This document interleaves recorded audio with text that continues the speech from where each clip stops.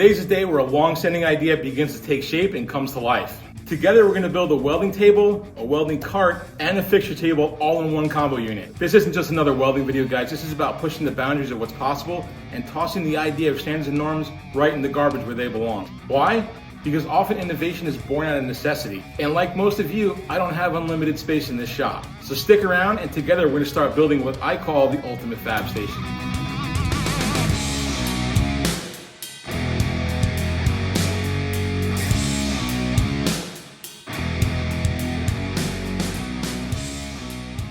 What's up, YouTube, and welcome back to INTHESHOPTV. Today we're taking a break from our beloved 55 Chevy truck to work on this project that is direly needed. Things are getting pretty tight here in the shop. I've got a nice steel top, and underneath it some sawhorses and all my welding stuff that I have tucked underneath here, and it's just an absolute mess, and it's no way to work. For those of you who've been following along the channel, you've seen I had another welding cart in here that had a steel top on it, and it was fine. It worked out pretty good, but it was a little bit on the small side. So I'm gonna build something a little bit bigger now, but not huge. This shop is 26 by 40, guys, so while that may be big to some of you, it's really not. There's two vehicles in here. There's a 55 Chevy truck, there's my wife's 75 Corvette, and what you guys don't see on camera is I do a lot of welding and fabrication work for people in the community, and I am not set up for it. So that's what today is all about. So this is most of the materials that we're working with as of right now. We've got 1¼ inch tubing. This is 16 gauge tubing.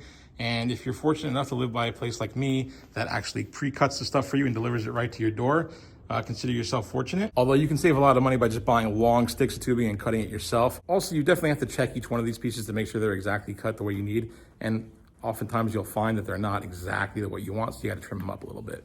Guys, in today's portion of the build, I think I'm gonna try to get the bulk of the frame of this build. We won't put wheels on it. We won't put all the finishing touches on it and bottom and shelves and all that type of good stuff. This is gonna be really cool. It's gonna have its own electric panel and it's gonna be powered. It's gonna be awesome. But for today, I just want to get the frame built, which is going to consist basically of the top frame, the bottom frame, and the uprights. All right, enough BS, let's get into it. So we're going to start with this first basic frame, and what I have here is a couple things that just facilitate making life a little bit easier. I've got a die grinder. I usually would use an angle grinder to take mill scale off of my welding surfaces, but I have this roll lock pad here, which is kind of used to take paint off the surfaces, and I like the idea of using this smaller attachment on smaller pieces of metal. Number one, because it's of its size. Number two, a sanding disc or a grinder, angle grinder or flap disc tends to take a lot of material off.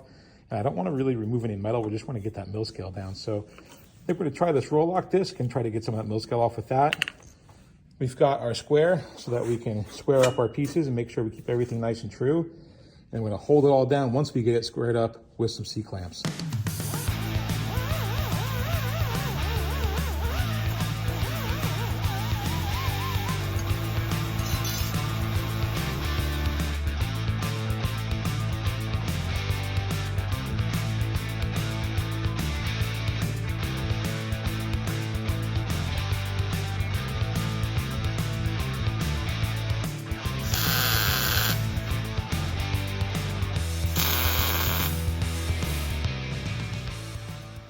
All right, so just went ahead and put a tack on all 4 inside corners. And what I'm gonna do now is I'm gonna pull this just off the edge of the table like I have it so I can weld the inside corners all the way through. I'm not gonna weld these top seams yet because we're gonna have legs or uprights that come right here. And if there's a weld bead in the way, it's gonna kind of make them not sit level on it. So we're gonna leave that for right now and weld the inside here and weld the outside there.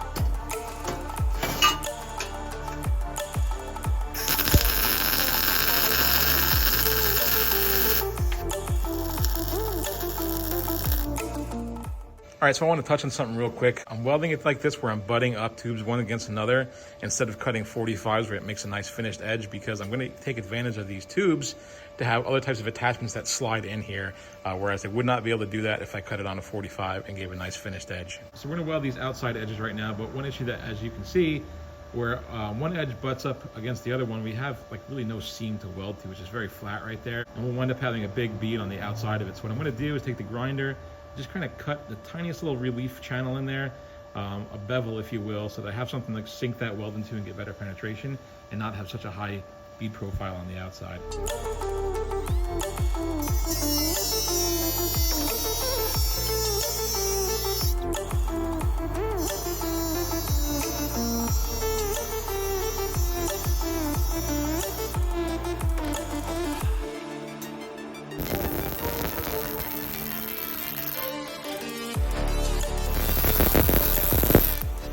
Okay, so the top frame is done, and now I'm working on the bottom frame, which you might or might not notice, but it's a little bit longer.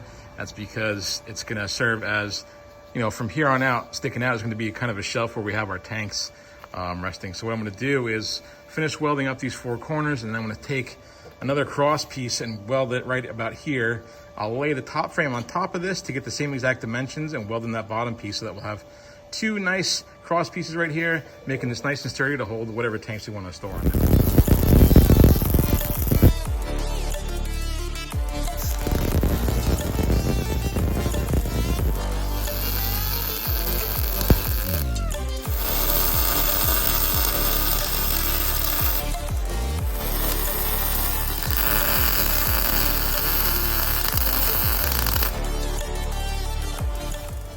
All right, so we're moving right along with our bottom frame here. I've got 2 uprights welded on. I'm gonna go ahead and weld these 2 on now.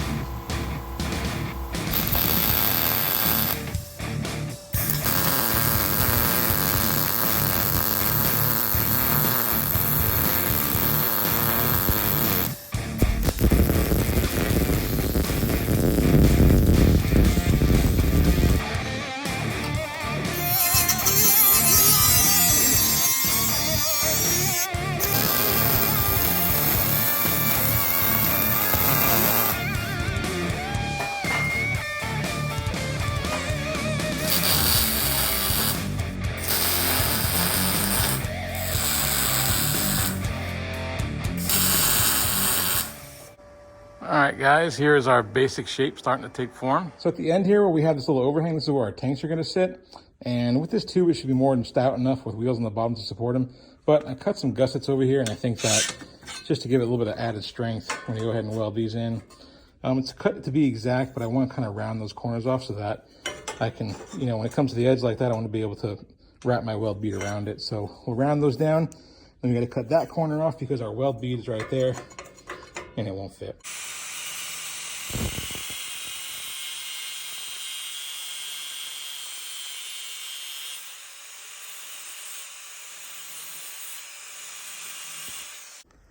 All right, so I got those corners rounded off. I also beveled my ends here and ground down the ends a little bit so we can get a better weld penetration.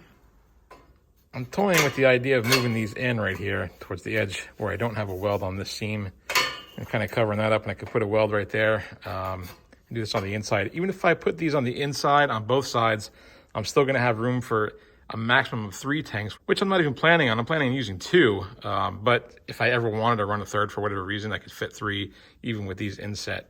I'm not sure why I'm thinking about doing it that way. I just kind of like the looks of it better, and I like the idea of welding that seam up. One other benefit would be when I go to lay down a piece of flat stock here for my tanks to sit on, I won't have to notch it out for the weld beads right there. It'll just sit, you know, flush on the inside. All right, so I've just got this gusset tacked in 3 places in the corners. What I'm gonna go ahead and do is just lay a series of short little beads, like 3 and 3. I don't wanna run the whole long bead, the whole length of this thing with this thinner 16 gauge material, so it's really not necessary anyway. It's gonna be plenty strong with this gusset here. So I think just 3 and 3, like maybe 1-inch beads or something like that up and down and on the insides should be just perfect.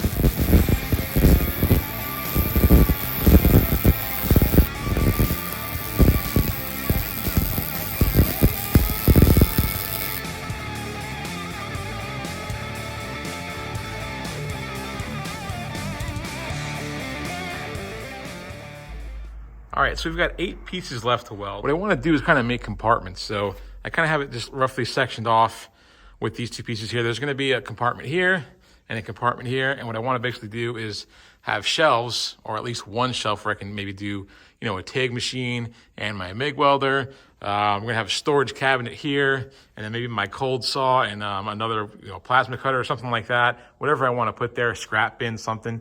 I just think it would be really nice to have this sectioned out where we can switch up different things whenever we get new machines or want to try different stuff, and just have that flexibility and a cart and a table where everything's mobile in one spot and can roll with us wherever we go. So I'm going to prep these surfaces for welding, and I went ahead and marked where these bars are going to be.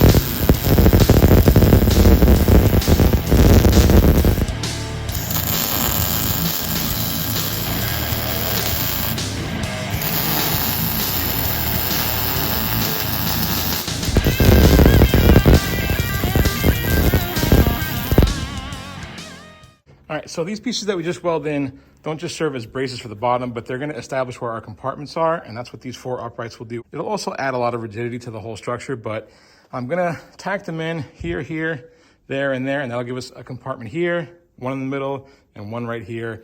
And I did kind of pre-measure these out to fit specific things that I have that we'll go over later on in this build.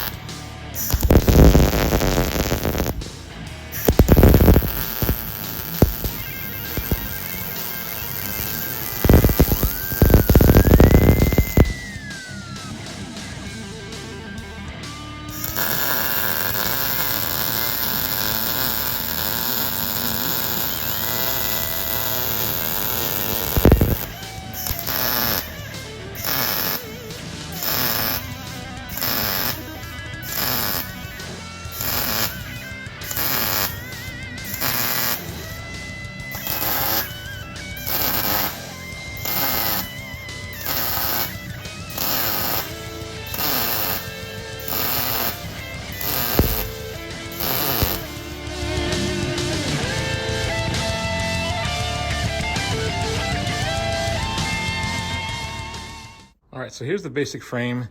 I left the top 2 cross pieces out like how I have on the bottom right here. My thinking behind that is because when this has top on it, which is ironically this workbench top that I'm working with right here is going to be the top, I might drill this out to have 5/8 inch holes in it to be kind of like a fixture tabletop. And if I do that, these bars spanning across the top might kind of show up in the area where the holes are and not allow me to have clamps sticking through there. So I was thinking I'll just weld some flat stock across the top in various locations to provide rigidity to the top where it won't interfere with any of those holes. For the bottom here, I'm thinking I might find maybe some perforated metal and I would just run it on the inside of these uprights all the way back to where the tank shelf is. And I think I would go with perforated metal or even expanded metal because I want something to where if I'm grinding or welding up on top and I have those fixture holes and metal falls through, it doesn't accumulate on whatever I have stored in here. It'll fall through to the bottom and fall through to the floor. So I kind of like the idea of just having something with holes or spaces that's rigid enough that I can set stuff on, but will allow debris and crap to fall through.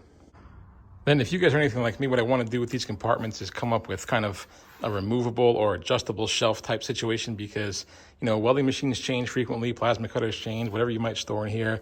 It's continually a revolving door of different stuff. So I don't want to have something welded in and fixed where I'm stuck with a certain size compartment. I want to be able to change the height as needed. Then for the top, I'm not sure if I want to try and drill this out myself or drop it off to the guy with the CNC table down the road and have him just run it through there and burn all the holes through for me. I don't know, but that's got to get done. But I think the next order of business, what we're going to do is flip this over, cut some caster plates, drill them for the caster bolts, and then weld them onto the bottom of this. And of course, last but not least, we got to paint this up. I'm thinking maybe toolbox red to match my box. It's going to go right next to it where this whole big old pile of mess is right here. So once again, I used this little Arccaptain MiG 200 and it performed perfectly. They're constantly running sales on this little machine right here, and I think it's usually like about $359. If you guys are interested in purchasing it, pretty cheap for a multi-process welder. I think it's a 6-in-1 multi-process welder. And it has a really cool spot weld feature on it if you ever do an automotive body work that you gotta check out. Guys, I have a link in my description to purchase this. It helps me out, gets me a couple bucks if you buy it. But more importantly, there's a discount code in there as well too. If you wanna order one, it'll save you guys some money. Use the links, save the money, guys. If you're interested in a machine like this, it's great. I can vouch for it. I'm really happy with it. Go get one. All right, all the rest to come on this is gonna be in another video. I'm gonna call it quits for today, guys. I wanna thank you guys for being here and checking out my welding cart / table / Fab-Station build with me. And I hope you tune on back for the next time we start working on this thing again. And don't forget, if you're interested in seeing my 55 Chevy truck built from the frame up, make sure you subscribe and click that little bell notification so you get notified whenever we upload a new video pertaining to that build. Guys, thanks for watching. And as always, until next time, I'll see you in the shop.